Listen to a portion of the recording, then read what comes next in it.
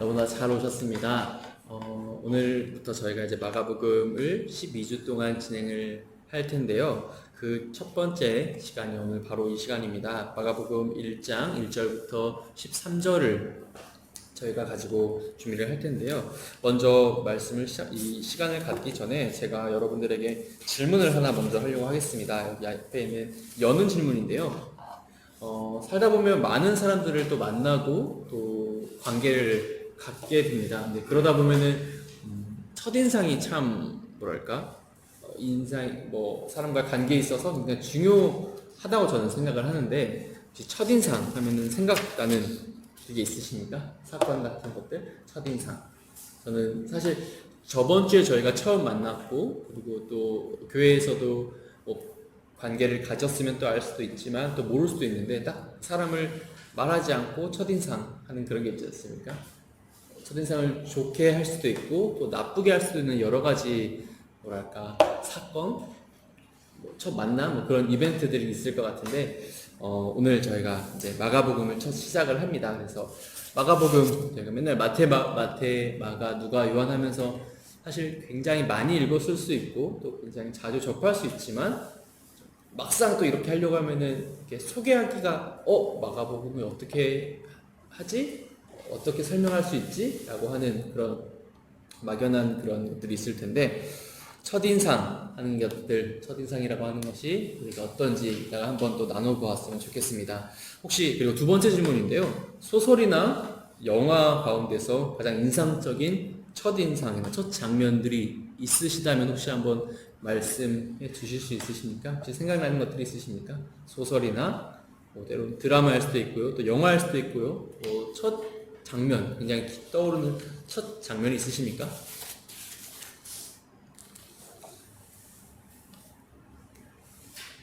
있으십니까?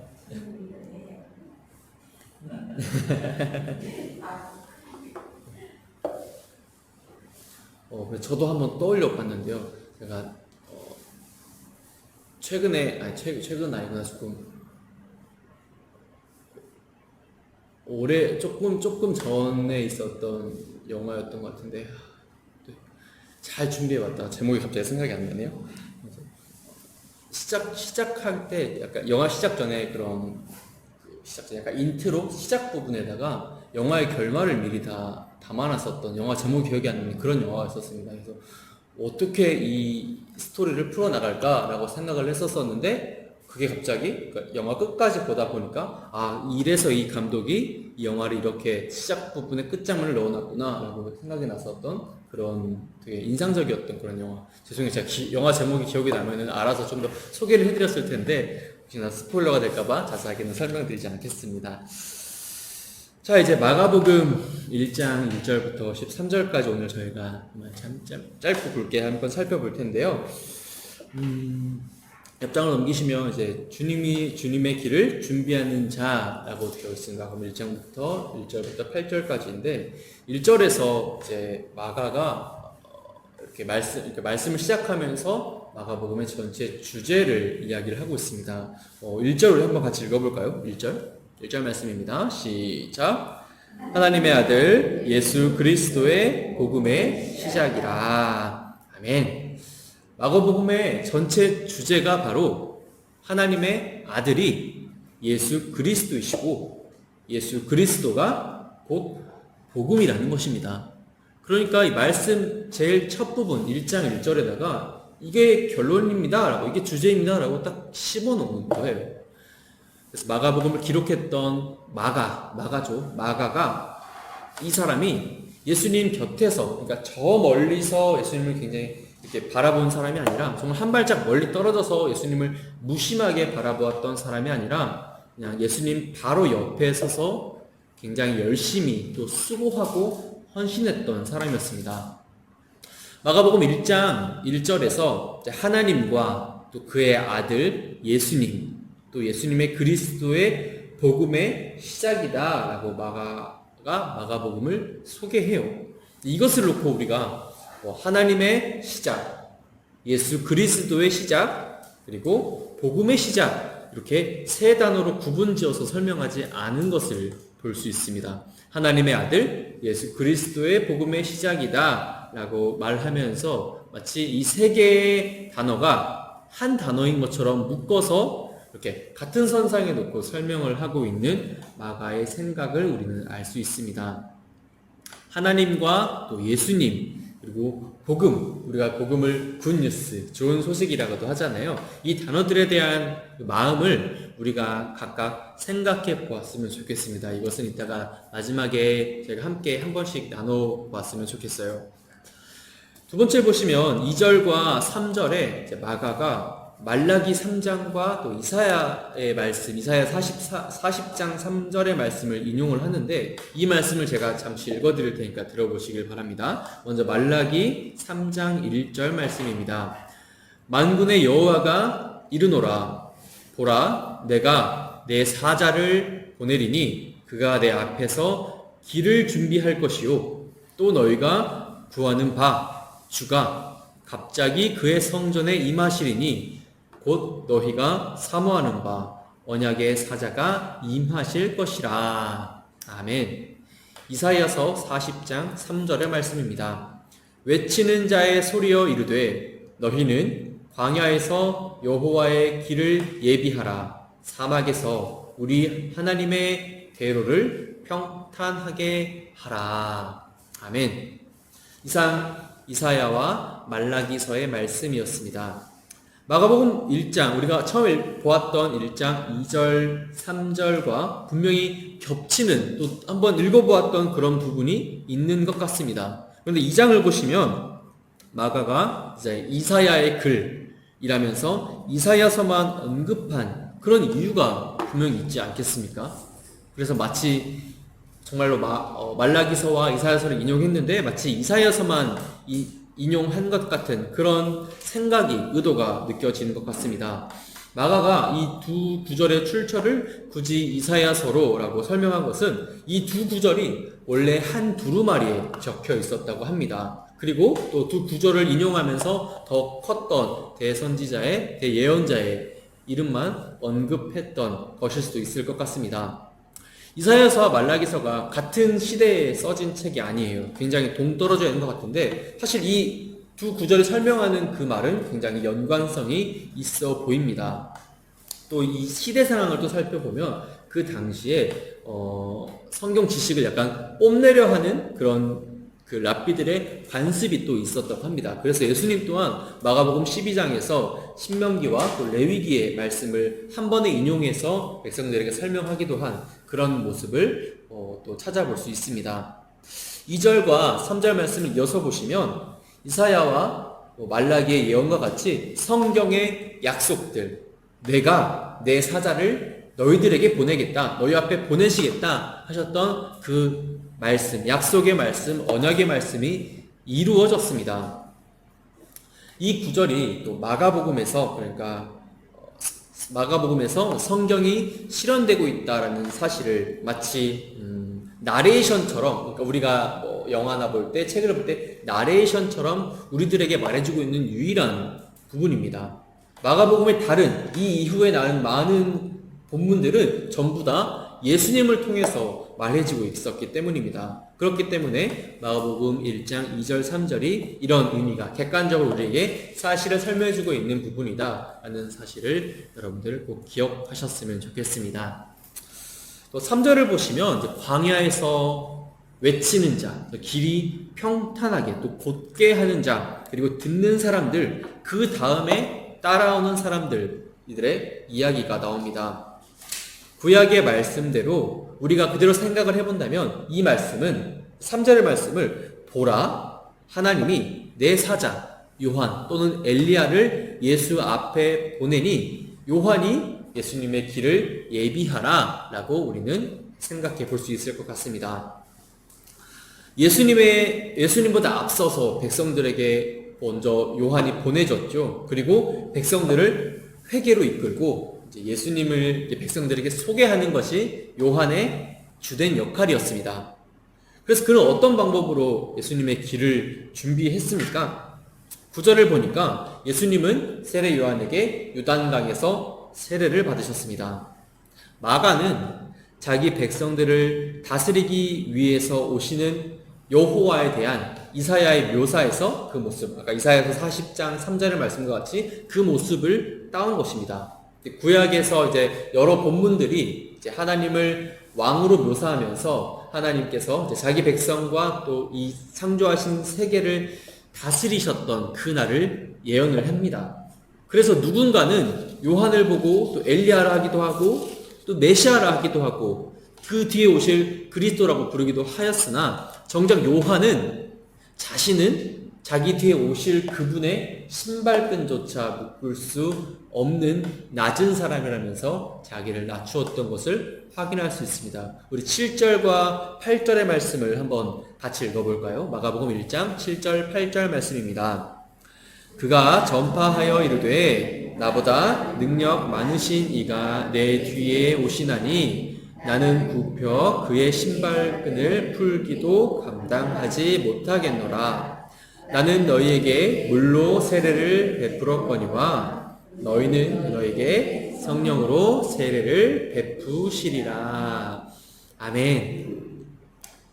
요한의 이 말 가운데에서 마가복음에 저자였던 마가가 관심을 가진 유일한 것은 이 뒤에 오실, 요한 뒤에 오실 이 분이 자기보다 능력이 많으신데 나는 물로 세례를 주지만 그분은, 내 뒤에 오실 그분은 성령으로 세례를 주신다라는 것이었습니다.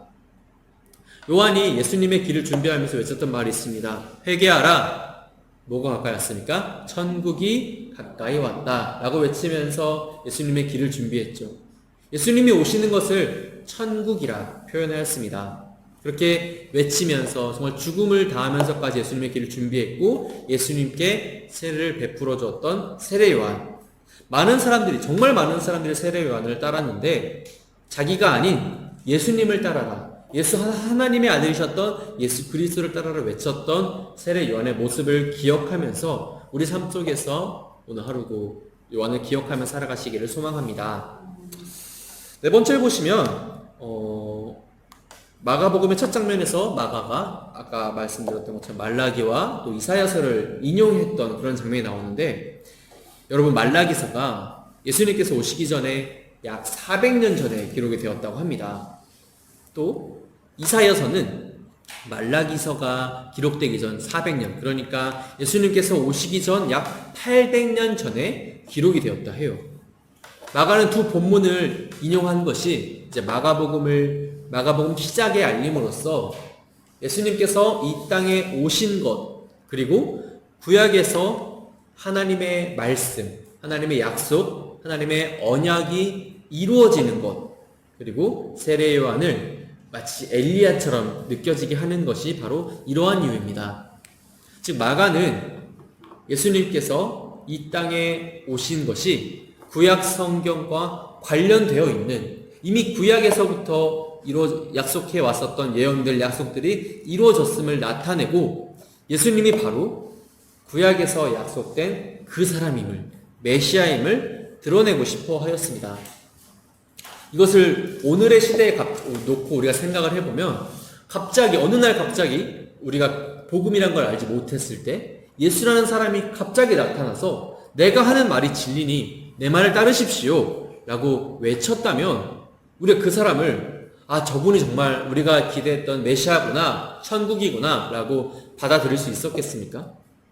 그분이 하나님의 아들이시고 또 오시기 전 몇백 년 전부터 기록되어 있었던 문서에서 예언된 바로 그 사람입니다 라고 말하면서 예수님이 정말 하나님의 아들이시고 예수님에 대한 당위성을 나타내고 그분이 하시는 모든 말씀에 권위가 있음을 나타내기 위해서라도 말라기와 이사야서를 인용했다라고 우리는 확인해 볼 수 있을 것 같습니다. 또 세례 요한은 또 7절 8절에서 자신은 이 뒤에 오실 예수보다 능력이 없고 나는 정말로 그분의 신발끈조차 풀지 못한다, 그것을 감당하지 못하겠다라고 말을 합니다. 성경학자 가운데 크레이그 키너가 이 구절을 놓고 이렇게 말을 합니다.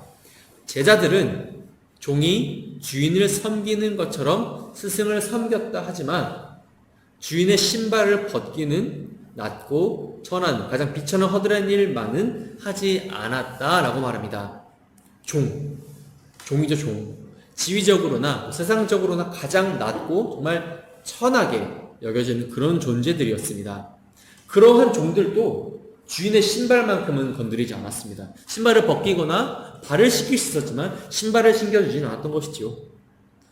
신을 신고 벗고 하는 것은 종에게 시키지 않고 주인이 했습니다. 그 정도 일은, 간단한 일은, 정말 낮고 천한 일은 종에게 시키지 않았던 것이죠. 하지만 세례 요한은 그러한 일, 신발을 벗겨주는 것조차 할 수 없는 존재라 말하면서 자신의 뒤에 오실 그분의 위엄과 또 권능을 정말 내가 그 앞에 감히 나서지도 못할 존재로 자기가 생각하고 있었음을 우리들은 살펴볼 수 있었습니다.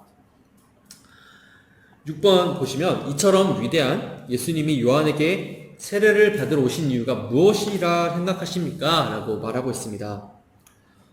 세례가 무엇입니까? 여러분, 세례가 이제 죄가 있으나 우리가 죄를 가지고 있지만 세례를 통하여서 하나님 앞에 서게 되어지는 그러한 과정이죠. 그런데 여러분, 예수님이 어떤 죄가 있으셨습니까?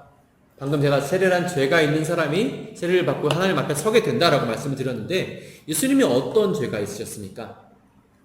예수님은 죄가 없으셨죠. 죄가 없으신 정말 깨끗하고 정결하신 분이셨습니다. 하지만 요한에게 요단강에서 세례를 받으십니다. 세례를 받음으로써 예수님은 스스로 죄인들과 본인을 같은 위치, 똑같은 선에 두신 것입니다. 즉 예수님은 세례를 통하여서 자신의 부족함을 인식하는 우리가 얼마나 부족하고 연약합니까? 우리 인간의 상황에 함께 하셨던 것입니다. 왜 그렇게 하셨을까요? 왜?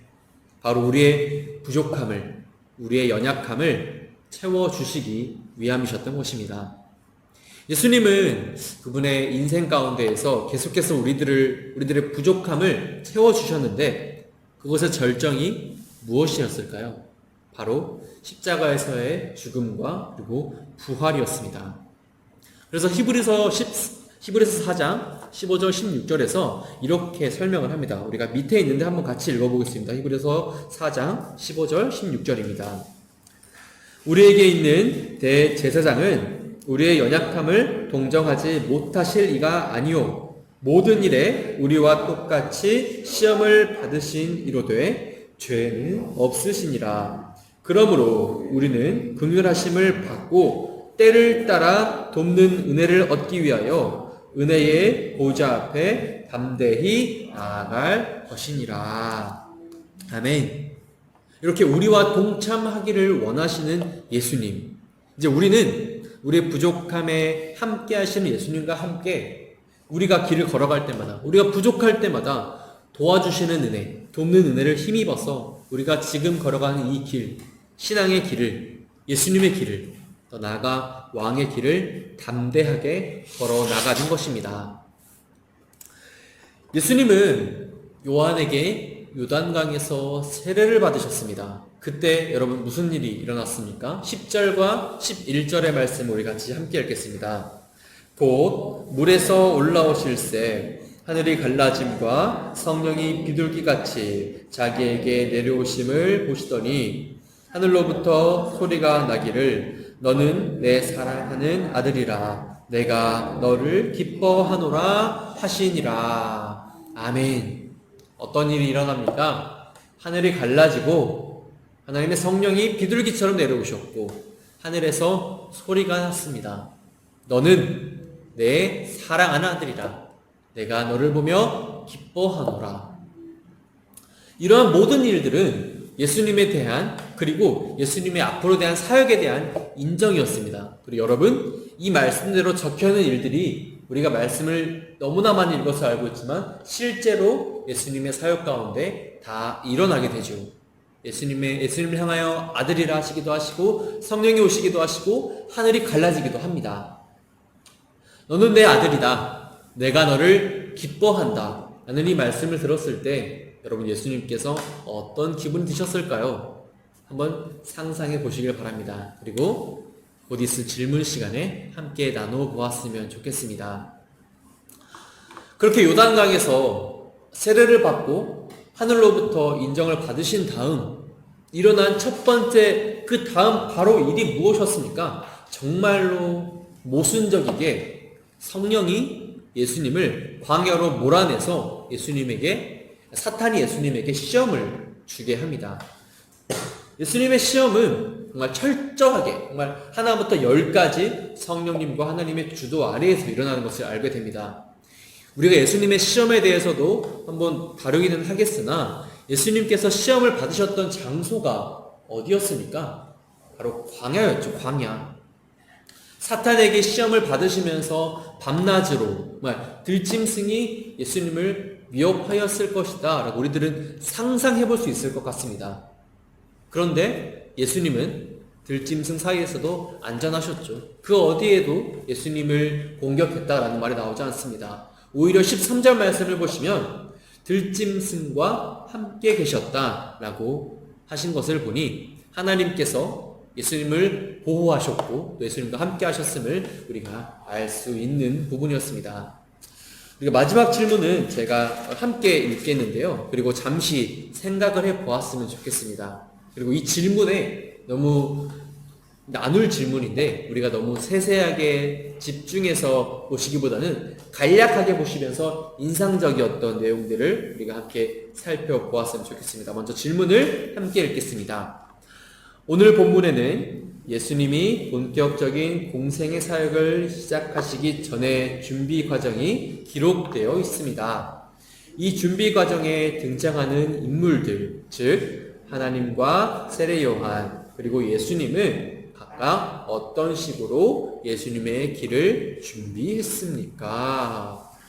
세례 요한과 예수님이 어떻게 메시아의 길, 또 왕의 길이라고도 하는 이 길을 준비했습니까? 그리고 우리라면 어떻게 준비할 수 있을까요?